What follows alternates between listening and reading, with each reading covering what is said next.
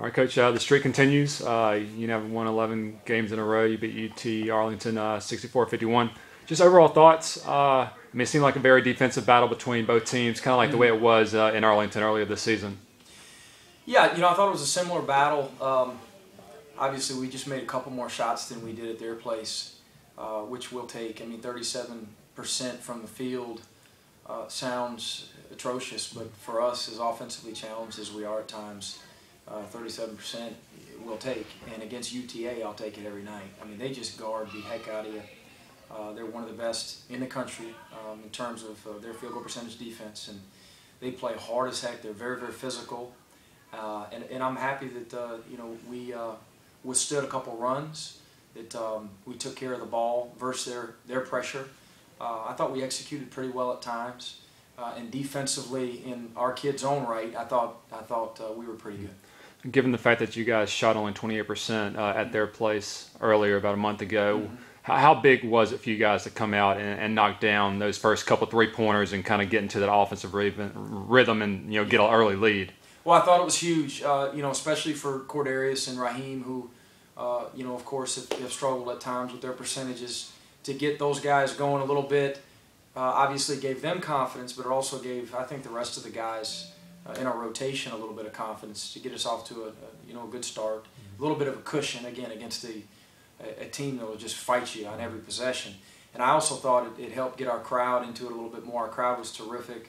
They were a big factor in the game tonight, and I'm very appreciative to all the Bulldog fans that came out. It was a great environment. And then talk about your defense, especially in the second half when they only had one field goal, I think, in the first 10 minutes of the second half.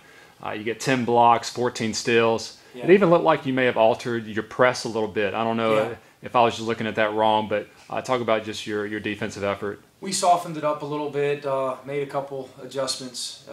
Again, my staff does a great job, and our kids did a really good job of making just a couple mental adjustments that were subtle, because there were possessions when UTA really attacked our press and hurt us. But overall, the defensive effort to start the second half, the mentality that we came out with out of the locker room, the maturity and the focus led by our veterans, was something that got us going. It really led us in the second 20 minutes overall. The way we came out and defended to get stops early was the key to the game. And you talked about yesterday how this was probably one of your best weeks of practices. Do you feel like it really, really carried over in tonight's game? I do. I think it's our best week of practice we've had in probably a month. And I thought tonight, the body language of our kids was a little bit different in that, it wasn't about holding on, I hope we don't lose, when's the streak going to end. It can't be about that. It's got to be about handling success, has got to be about getting better, playing UTA one possession at a time.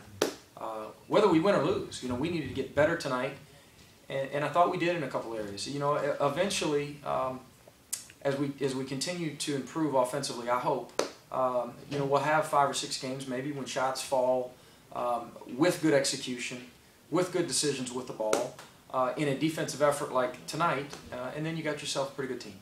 And then, of course, in the second half, it seems like it was just a free throw battle between both teams, and I know you got to be happy shooting 79% from the free throw line tonight. Yeah, we got to make it from somewhere. So thank God we're making it from the foul line. Kids are stepping up and focusing and cashing in.